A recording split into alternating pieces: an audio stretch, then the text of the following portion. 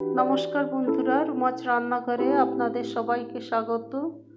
আজকের পর্বে আমি ক্ষীরের পাটিসাপটা বানাচ্ছি সংক্রান্তি স্পেশাল। আসুন দেখে নিই আমি কিভাবে এই ক্ষীরের পাটিসাপটা বানাই এবং কি কি ইনগ্রেডিয়েন্টসের ব্যবহার করেছি। এখানে আমি চালের গুঁড়ো নিয়েছি 2 কাপ, ময়দা নিয়েছি 1 কাপ, দুধে ভেজানো সুজি 1 কাপ, আগে থেকে ভিজিয়ে রেখেছি, প্রায় আধ ঘন্টার মতো আমি ভিজিয়ে রেখেছিলাম। নারকেল কোড়া নিয়েছি 2 কাপ, খোয়া ক্ষীর নিয়েছি 4 কাপ, চিনি নিয়েছি 450 গ্রাম, ঘি নিয়েছি পর্যাপ্ত পরিমাণে ভাজার জন্য, এলাচের গুঁড়ো নিয়েছি হাফ চা চামচ এবং দুধ নিয়েছি 5 কাপের মতো। এখন আমি ময়দা, দুধ, চিনি, আগে থেকে দুধে ভেজানো সুজি ও চালের গুঁড়ো দিয়ে একটা ব্যাটার বানিয়ে নিচ্ছি। এখানে আমি চিনি প্রায় 200 গ্রামের মতো নিয়েছি। ব্যাটারটাকে খুব ভালো করে হ্যান্ড ব্লেন্ডারের সাহায্যে ফেটিয়ে নিচ্ছি এবং 30 মিনিটের জন্য আমি রেস্টে রেখে দিয়েছি। এরপর একটা কড়াইতে নারকেল কোড়া, চিনি ভালো করে মাখিয়ে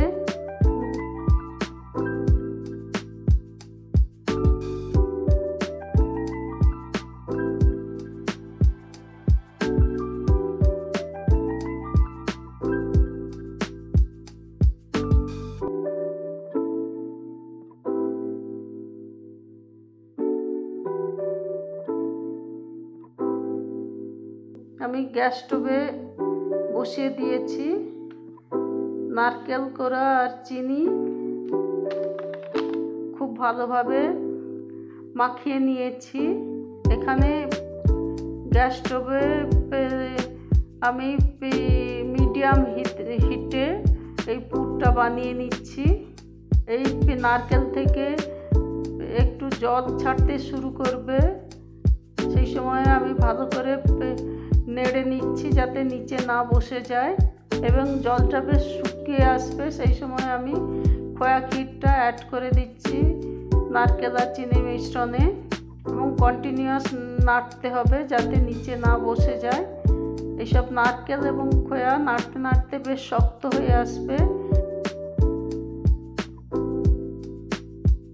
এই সময় আমি গ্যাস স্টোভটা বন্ধ করে দিয়েছি এবং পুরো এই পুরটা তৈরি করেছি পুরো মিডিয়াম থেকে লো হিটে।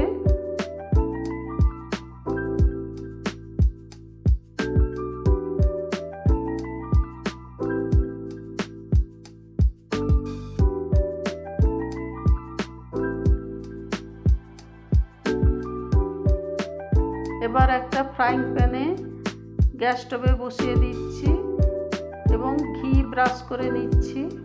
এরপর 1 হাতা করে আমি ব্যাটার নিয়ে ফ্রাইং প্যানে দিয়ে দিচ্ছি এবং গোল করে ভেজে নিচ্ছি। এই ভাজার সময় আমি একটা ঢাকনা চাপা দিয়ে দিচ্ছি যাতে পাটিসাপটাটা ভালো করে তৈরি হয়। এরপর ঢাকনাটা খুলে পাটিসাপটার উপর লম্বা করে ক্ষীরের পুর দিয়ে দিচ্ছি এবং রোলের মতো ভাঁজ করে নিচ্ছি।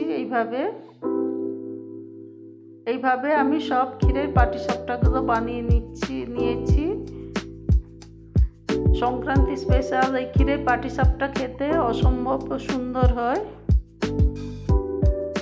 আপনারা বাড়িতে সংক্রান্তিতে এই ক্ষীরের পাটিসাপটা বানিয়ে খেতে পারেন।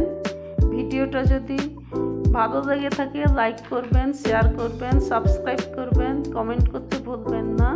পুরনো বন্ধুরা যারা প্রথম থেকে আমাকে সাপোর্ট করছেন তাদেরকে অসংখ্য ধন্যবাদ এবং নতুন বন্ধুদের আরও সাবস্ক্রাইব করার জন্য অনুরোধ করছি। অসংখ্য ধন্যবাদ ভিডিওটা দেখার জন্য। হ্যাপি সংক্রান্তি সবাইকে। সবাই ভালো থাকবেন, সুস্থ থাকবেন।